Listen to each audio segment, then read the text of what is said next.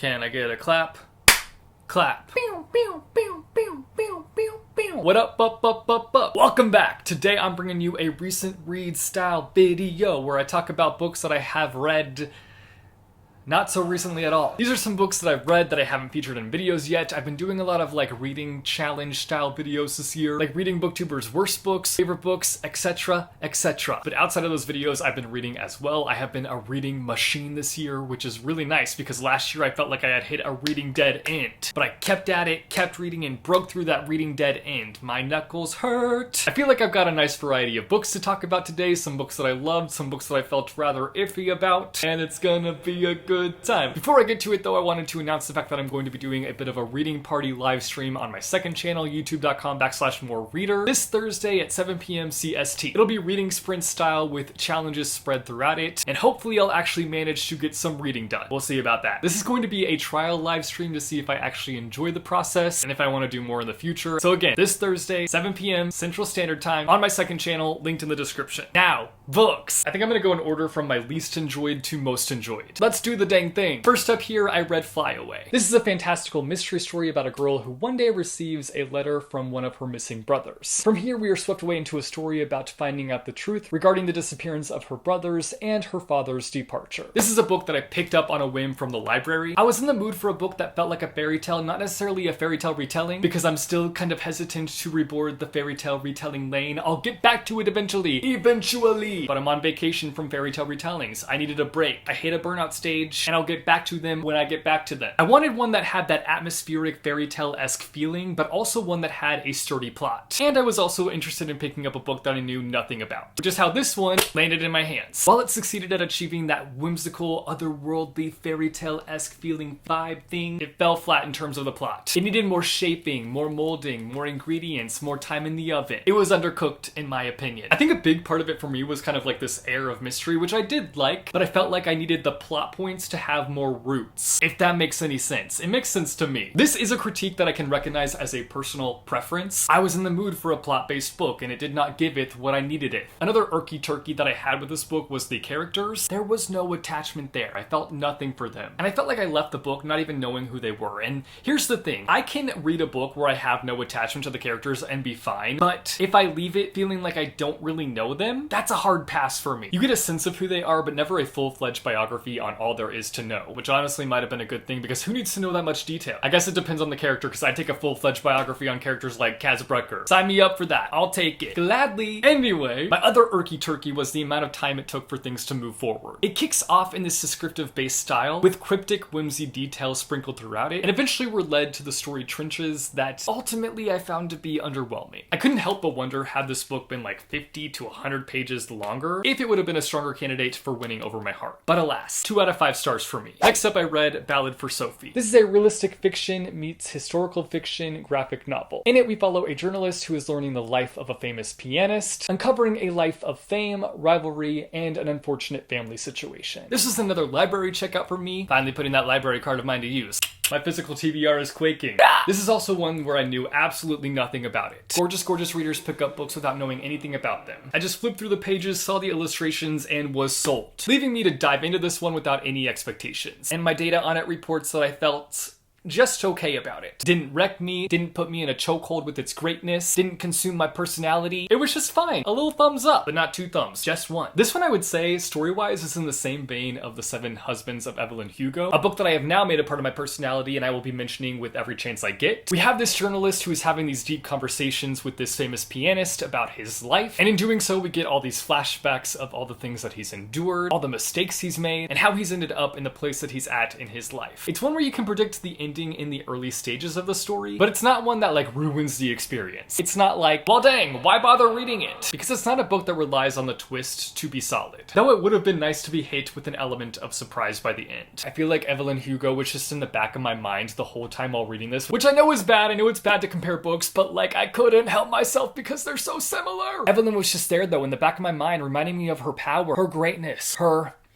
everything. I left this one with a sense of enjoyment, but so far it hasn't had a lasting impact on me. I think stories like this can often find themselves in this territory of repeats. There are things in this that we've seen time and time again when it comes to stories about fame, where the characters end up in this very self-suffocating, self-destroying state, dabbling in drugs, affairs, rivalry, messiness. I think the things that kind of elevated this story in particular, though, were like the backdrops. Several of the flashback scenes were set during World War II. It brought in more depth to the story as a whole. The art style also enhanced the story quite a bit. It's filled with stunning visuals that helped portray the story in a stable way. I think what could have made this into more of an impactful story is just bringing in more originality when it came to the main character's story arc. Do something different that's not been done before in a topic that revolves around fame. I also feel like I left it not feeling the most satisfied, and I think that's because the ending felt so rushed to me. I'd give this a 2.5 out of 5 stars. Next up, I read Cloud Cuckoo Land. This book is equal parts historical fiction, fantasy, and sci-fi. In it, we follow several storylines. We've got one that's set in the future, surrounding crewmates who live on an interstellar ship, a story set in the present that takes place in Idaho that revolves around a library, and an unfortunate event that takes place there, and a story that takes place in the past that follows characters that form an unlikely bond. All the stories are in some ways connected through Cloud Cuckoo Land. This was such an interesting reading experience for me because I both left it feeling awe in regards to it, like masterpiece, exquisite, a work of art, somebody put it in a museum, but also feeling bothered by its length. Like unnecessary, can we chop like 200 pages? Did we really need to describe everything in sight? For me, while this book was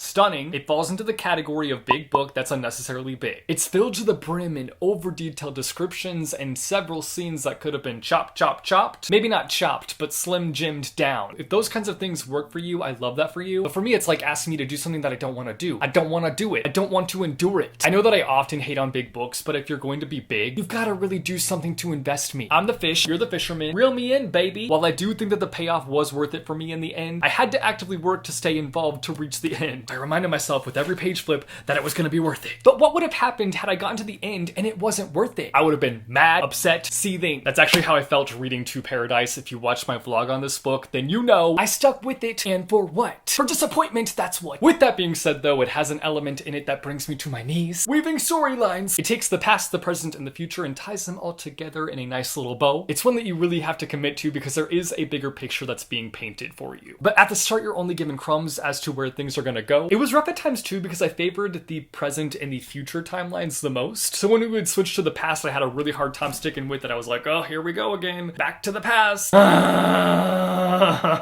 Are we out of the past yet? Are we out of the past yet? Are we out of the past? Are we out of the past? It's a book about a lot of things, but ultimately for me, what I came out of it is it was a book about the tragedies of life, enduring paths of pain, but lending the reader an opening of hope. A reminder that things do and will get better. I'd give this a solid 3.5 out of 5 stars. Next up, I read Daughter of the Moon Goddess. This is a fantasy story inspired by the legend of the Chinese moon goddess. Xingyan's mother was exiled after her attempt to steal the immortal elixir, and throughout the story we follow her on her quest to free her mother from imprisonment. This book started off really strong for me. Its beginning bits are filtered in captivation and allure you to keep reading, with a trail of crumbs filled with enchantment, and characters that age your way through the book. But I will say, I think after I got over the middle hump of the book, I started to get that feeling like I was slogging through it, which is not always the most enjoyable feeling. It started to plateau a bit, ended up in that sloth mode, and we were moving in slow-mo. Whoa. And then eventually we did hit an incline when we got closer to the ending. Even though I grew a love for our main character, I couldn't help but be like, sis, what are you doing? I wanted to plop in the novel, give her a little pep talk, and see if she took my advice, but something tells me she probably wouldn't have taken my advice. She had me rolling my eyes so many times, I was afraid my eyes were gonna get stuck up there. I think my biggest problem with this book was how convenient different things were throughout the story, which I feel like is a thing that I can often overlook. I feel like when I first started really getting into reading, aka at the beginning of my channel, like those first few years, those were things that I wouldn't have picked up on. But now that I've kind of like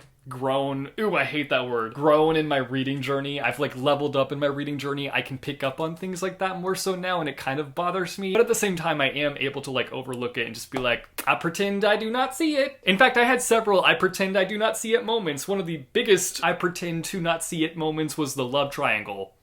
boy was it unnecessary, and also, it developed out of nowhere. I literally had to reread a few sections to be like, did I miss the scenes where this came into play? Is this a dream sequence? Because it felt like it came just out of left field. I'd give this book a solid 3.5 out of 5 stars. Ultimately, I thought it was really fun. I just had some issues with it. Next up, I read Aint Burned All the Bright. This is a mixed media poetry book, or rather a poem, as it's a single poem carried by words and images. It depicts the life of a black family living in America and the COVID-19 pandemic. I need to know how Jason Reynolds can cook up something like this and have it be so simple yet so powerful. It's one that can be read in like 10 to 15 minutes. Like, it is a breeze to get through, like, because it is essentially a visual poem, so there's lots of images, and I think the poem itself is only like a few sentences long. It's been a second since I've read the book, but I think it's only a few sentences. But it's told back and forth from words and images. I just loved every second of this. As someone who like loves visual art media, I ate this up. I felt the love and care that went into this book with every page flip. And honestly, again, it is a very simple book, but I felt its impact. It's just filled with so much heart, and I felt the weight of the messages that they were trying to portray. The fear of COVID, it also explores being black in America, and obviously I will never know